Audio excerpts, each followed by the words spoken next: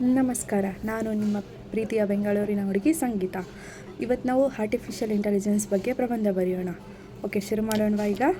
ಕೃತಿಕ ಬುದ್ಧಿಮತ್ತೆ ಅಂದರೆ artificial intelligence ಕ್ವಾಂಟ್ಸಿಂದ ಶುರು ಮಾಡೋಣ.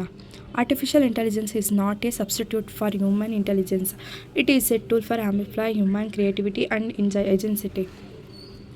ಕೃತಕ ಬುದ್ಧಿಮತ್ತೆ ಅಂದರೆ ಆರ್ಟಿಫಿಷಿಯಲ್ ಇಂಟೆಲಿಜೆನ್ಸ್ ಒಂದು ಶಕ್ತಿಶಾಲಿ ತಂತ್ರಜ್ಞಾನವಾಗಿದ್ದು, ಇದು ಯಂತ್ರಗಳು ಸಾಮಾನ್ಯವಾಗಿ ಮಾನವ ಬುದ್ಧಿಮತ್ತೆ ಅಗತ್ಯ ಇರುವ ಕಾರ್ಯಗಳನ್ನು ನಿರ್ವಹಿಸಲು ಅನುವು ಮಾಡಿಕೊಡುತ್ತದೆ. ಪುನರಾವರ್ತಿತ ಪ್ರಕ್ರಿಯೆಗಳನ್ನು ಸ್ವಯಂ ಚಾಲಿತಗೊಳಿಸುವುದರಿಂದ ಹಿಡಿದು ಸಂಕೀರ್ಣ ನಿರ್ಧಾರಗಳನ್ನು ತೆಗೆದುಕೊಳ್ಳುವವರೆಗೆ ಎಐ ಆರೋಗ್ಯ ರಕ್ಷಣಾ, ಶಿಕ್ಷಣ, ಸಾರಿಗೆ ಮತ್ತು ಹಣಕಾಸು ಮುಂತಾದ ಕೈಗಾರಿಕೆಗಳನ್ನು ಪರಿವರ್ತಿಸುತ್ತದೆ. ಇದನ್ನು ಧ್ವನಿ ಸಹಾಯಕರು, ಶಿಫಾರಸು ವ್ಯವಸ್ಥೆಗಳು ಮತ್ತು ಸ್ಮಾರ್ಟ್ ಸಾಧನಗಳಂತಹ ದೈನಂದಿನ ಅನ್ವಯಿಕೆಗಳಲ್ಲಿ ಬಳಸಲಾಗುತ್ತದೆ. ಜೀವನವನ್ನು ಸುಲಭ ಮತ್ತು ಹೆಚ್ಚು ಪರಿಣಾಮಕಾರಿಯಾಗಿ ಮಾಡುತ್ತದೆ. ಎಐ ವಿಕಸನಗೊಳ್ಳುತ್ತಲೇ ಇರುವುದರಿಂದ ಉತ್ಪಾದಕತೆಯನ್ನು ಸುಧಾರಿಸುವ ಮೂಲಕ, ಜಾಗತಿಕ ಸವಾಲುಗಳನ್ನು ಪರಿಹರಿಸುವ ಮೂಲಕ ಮತ್ತು ಲೆಕ್ಕವಿಲ್ಲದಷ್ಟು ಕ್ಷೇತ್ರಗಳಲ್ಲಿ ನಾವೀನ್ಯತೆಯನ್ನು ಹೆಚ್ಚಿಸುವ ಮೂಲಕ ಭವಿಷ್ಯವನ್ನು ರೂಪಿಸುತ್ತದೆ. ಇದಿಷ್ಟು ಆರ್ಟಿಫಿಷಿಯಲ್ ಇಂಟೆಲಿಜೆನ್ಸಿನ ಪೀಠಿಕೆ ಆಗಿತ್ತು. ಇವಾಗ ಅದರ ಉದ್ದೇಶವೇನು ಅಂತ ತಿಳ್ಕೊಳ್ಳೋಣ. ಕೃತಕ ಬುದ್ಧಿಮತ್ತೆಯ ಪ್ರಮುಖ ಉದ್ದೇಶವೆಂದರೆ ಯಂತ್ರಗಳು ಮಾನವನಂತೆ ಯೋಚಿಸುವ, ನಿರ್ಧಾರ ಮಾಡುವ, ಕಲಿಯುವ ಮತ್ತು ಸಮಸ್ಯೆಗಳನ್ನು ಪರಿಹರಿಸುವ ಸಾಮರ್ಥ್ಯವನ್ನು ಹೊಂದಿರುವುದು. ಇದರಿಂದ ಮನುಷ್ಯ ಶ್ರಮ ಕಡಿಮೆಯಾಗುತ್ತದೆ ಮತ್ತು ಕಾರ್ಯಕ್ಷಮತೆ ಹೆಚ್ಚಾಗುತ್ತದೆ. ಎಐನ ಉದ್ದೇಶ ಬರೆದಾದ್ಮೇಲೆ ನಾವು ಇವಾಗ ಕೃತಕ ಬುದ್ಧಿಮತ್ತೆಗೆ ಅನ್ವಯಿಕೆಗಳು ಏನೇನಿದ್ದಾವೆ ಅದನ್ನು ಪಾಯಿಂಟ್ ವೈಸ್ ಬರ್ಕೊಂಡು ಹೋಗೋಣ. ಆರೋಗ್ಯ ಸೇವೆಯ ಕ್ಷೇತ್ರದಲ್ಲಿ ಎಐ ವ್ಯಾಪಕವಾಗಿ ಬಳಸಲ್ಪಡುತ್ತದೆ. ಕಂಪನಿಗಳು ತ್ವರಿತ ರೋಗ ನಿರ್ಣಯಕ್ಕೆ ಅನುವು ಮಾಡಿಕೊಡುವ ತಂತ್ರಜ್ಞಾನಗಳನ್ನು ಅಭಿವೃದ್ಧಿಪಡಿಸಲು ಪ್ರಯತ್ನಿಸುತ್ತಿವೆ. ಮಾನವ ಮೇಲ್ವಿಚಾರಣೆಯ ಅಗತ್ಯವಿಲ್ಲದೆಯೇ ರೋಗಿಗಳ ಮೇಲೆ ಕೃತಕ ಬುದ್ಧಿಮತ್ತೆ ಕಾರ್ಯನಿರ್ವಹಿಸಲು ಸಾಧ್ಯವಾಗುತ್ತದೆ. ತಂತ್ರಜ್ಞಾನ ಆಧಾರಿತ ಶಸ್ತ್ರಚಿಕಿತ್ಸೆ ವಿಧಾನಗಳನ್ನು ಈಗಾಗಲೇ ನಡೆಸಲಾಗುತ್ತಿದೆ. ನೆಕ್ಸ್ಟ್ ಅದೊಂದು ಪಾಯಿಂಟ್ ಆದಮೇಲೆ ಅದರಲ್ಲಿ ಇಂಪಾರ್ಟೆಂಟ್ ಏನಿದೆ ಅದನ್ನು ಅಂಡರ್ಲೈನ್ ಮಾಡಿಕೊಂಡ್ರೆ ಅಲ್ಲಿ ನಮ್ಮ ಪೇಪರ್ ಕರೆಕ್ಷನ್ ಮಾಡೋರು ನಮಗೆ ಚೆನ್ನಾಗಿ ಬರೆದಿದ್ದಾರೆ ಇವರು ಅಂತ ಮಾರ್ಕ್ಸ್ ಕೊಡ್ಬೋದು. ನೆಕ್ಸ್ಟ್ ಪಾಯಿಂಟು, ಕೃತಕ ಬುದ್ಧಿಮತ್ತೆಯು ನಮ್ಮ ಬಹಳಷ್ಟು ಸಮಯವನ್ನು ಉಳಿಸುತ್ತದೆ. ರೋಬೋಟ್ಗಳು ಬಳಕೆಯು ಮಾನವನ ಶ್ರಮವನ್ನು ಕಡಿಮೆ ಮಾಡುತ್ತದೆ. ಉದಾಹರಣೆಗೆ, ಕೈಗಾರಿಕೆಗಳಲ್ಲಿ ರೋಬೋಟ್ಗಳನ್ನು ಬಳಸಲಾಗುತ್ತಿದೆ. ಇದು ಮಾನವ ಶ್ರಮ ಮತ್ತು ಸಮಯವನ್ನು ಉಳಿಸುತ್ತದೆ. ನೆಕ್ಸ್ಟ್ ಪಾಯಿಂಟು, ಶಿಕ್ಷಣ ಕ್ಷೇತ್ರದಲ್ಲಿ ಎಐ ಬಹಳ ಪರಿಣಾಮಕಾರಿಯಾಗುವ ಸಾಮರ್ಥ್ಯವನ್ನು ಹೊಂದಿದೆ. ಇದು ವಿದ್ಯಾರ್ಥಿಗಳಿಗೆ ಬೋಧಿಸುವ ನವೀನ ವಿಧಾನಗಳನ್ನು ತರಬಹುದು. ಇದರ ಸಹಾಯದಿಂದ ವಿದ್ಯಾರ್ಥಿಗಳ ಕಲ್ಪನೆಗಳು ಉತ್ತಮವಾಗಿ ಕಲಿಯಲು ಸಾಧ್ಯವಾಗುತ್ತದೆ. ನೆಕ್ಸ್ಟ್ ಪಾಯಿಂಟು, ಕೃತಕ ಬುದ್ಧಿಮತ್ತೆಯು ನವೀನ ತಂತ್ರಜ್ಞಾನದ ಭವಿಷ್ಯವಾಗಿದೆ, ಏಕೆಂದರೆ ನಾವು ಅದನ್ನು ಹಲವು ಕ್ಷೇತ್ರಗಳಲ್ಲಿ ಬಳಸಬಹುದು. ಉದಾಹರಣೆಗೆ, ಇದನ್ನು ನಾವು ಮಿಲಿಟರಿ ವಲಯದಲ್ಲಿ, ಕೈಗಾರಿಕಾ ವಲಯ, ಆಟೋಮೊಬೈಲ್ಸ್ ಇತ್ಯಾದಿಗಳಲ್ಲಿ ಬಳಸಬಹುದು.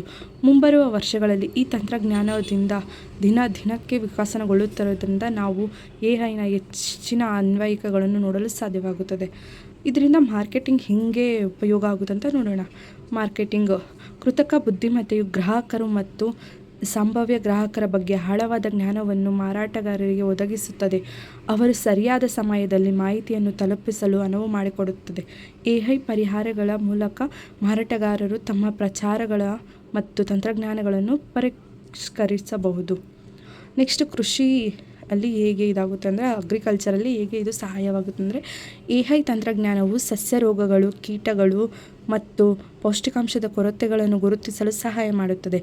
ಇದು ರೈತರ ಹವಾಮಾನ ಪರಿಸ್ಥಿತಿಗಳು, ತಾಪಮಾನ, ನೀರಿನ ಬಳಕೆ ಮತ್ತು ಮಣ್ಣಿನ ಆರೋಗ್ಯವನ್ನು ನಿರ್ಣಯಿಸಲು ಸಹಾಯವಾಗುತ್ತದೆ. ಮತ್ತು ಬ್ಯಾಂಕಿಂಗ್ ವಲಯದಲ್ಲಿ ಎಐ ಪರಿಹಾರಗಳು ಮೋಸದ ಚಟುವಟಿಕೆಗಳನ್ನು ಪತ್ತೆ ಮಾಡಬಹುದು.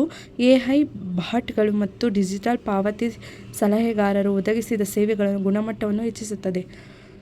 ನೆಕ್ಸ್ಟು, ಆರೋಗ್ಯ ರಕ್ಷಣೆ ಅಂದರೆ ಇದು ಹೇಗೆ ಕೊಡುತ್ತೆ ಅಂದರೆ, ಕೃತಕ ಬುದ್ಧಿಮತ್ತೆಯು ಸಂಕೀರ್ಣ ವೈದ್ಯಕೀಯ ದತ್ತಾಂಶವನ್ನು ವಿಶ್ಲೇಷಿಸುವುದು, ರೋಗ ನಿರ್ಣಯ ಮಾಡುವುದು ಮತ್ತು ನಿರ್ವಹಿಸುವಲ್ಲಿ ಮಾನವನ ಸಾಮರ್ಥ್ಯವನ್ನು ಮೀರಿಸುತ್ತದೆ.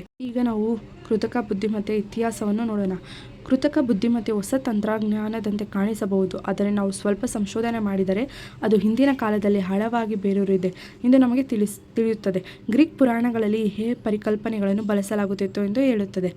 ಕೃತಕ ನರಕೋಶಗಳ ಮಾದರಿಯನ್ನು ಹೊಂದಲು 1943ರಲ್ಲಿ ವಾರೆನ್ ಆರನ್ ಮೆಕಾಕಲೋಚ್ ಮತ್ತು ವಾಲ್ಟರ್ ಪಿಟ್ಸ್ ಮಂಡಿಸಿದರು. 7 ವರ್ಷಗಳ ನಂತರ 1950ರಲ್ಲಿ ಆಲನ್ ಟ್ಯೂರಿಂಗ್ ಅವರು ಕಂಪ್ಯೂಟರ್ ಮಿಷನರಿ ಮತ್ತು ಇಂಟೆಲಿಜೆನ್ಸ್ ಎಂಬ ಶೀರ್ಷಿಕೆಯ ಎಐಗೆ ಸಂಬಂಧಿಸಿದ ಸಂಶೋಧನಾ ಪ್ರಬಂಧವನ್ನು ಪ್ರಕಟಿಸಿದರು. ಕೃತಕ ಬುದ್ಧಿಮತ್ತೆಯು ಪಿತಾಮಹ ಎಂದು ಪರಿಗಣಿಸಲಾದ ಜಾನ್ ಮೆಕಾರ್ಥಿ ಪರಿಚಯಿಸಿದರು. ಕೊನೆಯಲ್ಲಿ ಕೃತಕ ಬುದ್ಧಿಮತ್ತೆಯು ಪ್ರಪಂಚದ ಭವಿಷ್ಯವನ್ನು ರೂಪಿಸುತ್ತದೆ ಎಂದು ಹೇಳಬಹುದು. ತಜ್ಞರ ಪ್ರಕಾರ ಈ ತಂತ್ರಜ್ಞಾನವು ಶೀಘ್ರದಲ್ಲೇ ನಮ್ಮ ದೈನಂದಿನ ಜೀವನದ ಅತ್ಯಗತ್ಯ ಭಾಗವಾಗಲಿದೆ. ಇದರಿಂದ ನಮ್ಮನ್ನು ನಾವು ಅದರಿಂದ ಬೇರ್ಪಡಿಸುವುದು ಅಸಾಧ್ಯವಾಗುತ್ತದೆ. ಎಐ ನಾವು ಬದುಕುವ ವಿಧಾನವನ್ನು ಪರಿವರ್ತಿಸುತ್ತದೆ ಮತ್ತು ನಮ್ಮ ಜೀವನವನ್ನು ಗಮನಾರ್ಹವಾಗಿ ಸುಧಾರಿಸಲು ಕ್ರಾಂತಿಕಾರಿ ಬದಲಾವಣೆಗಳನ್ನು ತರುವ ನಿರೀಕ್ಷೆ. ಈ ಕೃತಕ ಬುದ್ಧಿಮತ್ತೆಯ ಶಾಖೆಗಳು ಅಂತ ಕರೀತಾರೆ. ಅದನ್ನು ಜ್ಞಾನ ಇಂಜಿನಿಯರಿಂಗ್, ರೋಬೋಟಿಕ್ಸ್, ಯಂತ್ರಕಲಿಕೆ, ನೈಸರ್ಗಿಕ ಭಾಷಾ ಸಂಸ್ಕರಣೆ ಇವುಗಳನ್ನು ಶಾಖೆಗಳು ಎಂದು ಕರೆಯುತ್ತಾರೆ.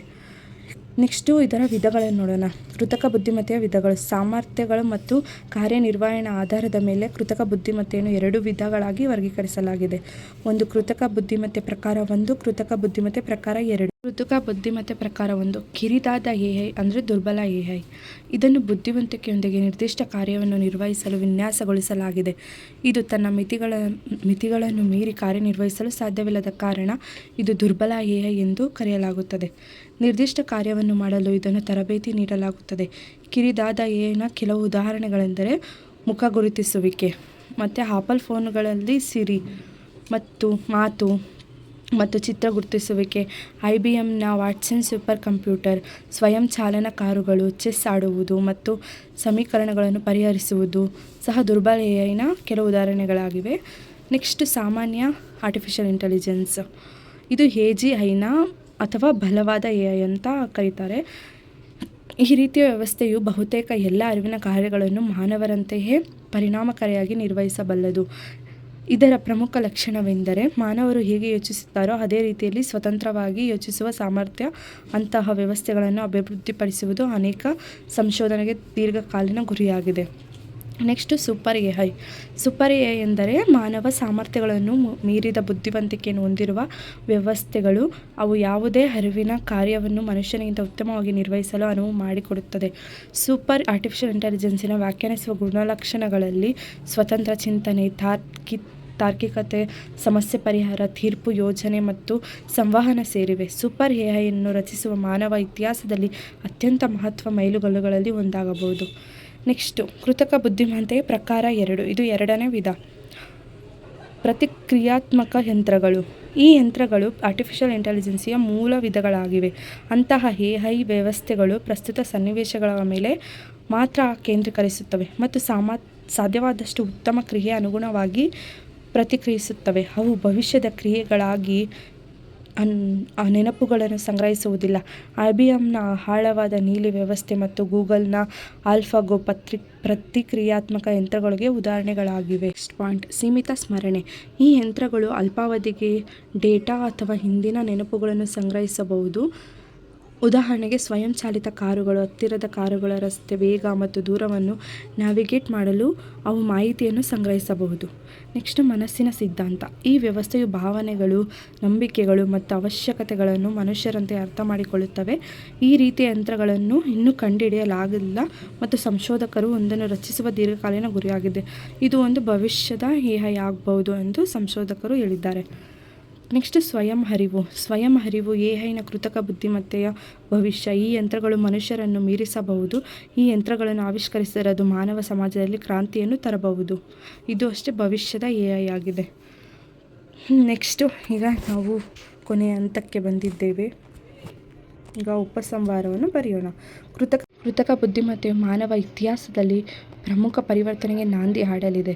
ಎಐಯೊಂದಿಗೆ ಮಾನವ ಬುದ್ಧಿಮತ್ತೆಯನ್ನು ಹೆಚ್ಚಿಸುವ ಮೂಲಕ ತಂತ್ರಜ್ಞಾನವು ಪ್ರಯೋಜನಕಾರಿಯಾಗಿ ಉಳಿಯುವುದನ್ನು ನಾವು ಖಚಿತಪಡಿಸಿಕೊಂಡರೆ ನಾಗರಿಕತೆಯು ಅಭಿವೃದ್ಧಿ ಹೊಂದಬಹುದು. ನಿಮಗೆ ಈ ಕಂಟೆಂಟ್ ಇಷ್ಟ ಆದರೆ ಒಂದು ಲೈಕ್ ಕೊಡಿ. ನಮ್ಗೆ ಅವಾಗ ಅರ್ಥ ಆಗುತ್ತೆ ಎಷ್ಟು ಜನಕ್ಕೆ ಇಷ್ಟ ಆಗಿದೆ ಅಂತ. ಧನ್ಯವಾದಗಳು. ಮತ್ತೆ ಮುಂದಿನ ವಿಡಿಯೋದಲ್ಲಿ ಸಿಗೋಣ. ಬಾಯ್.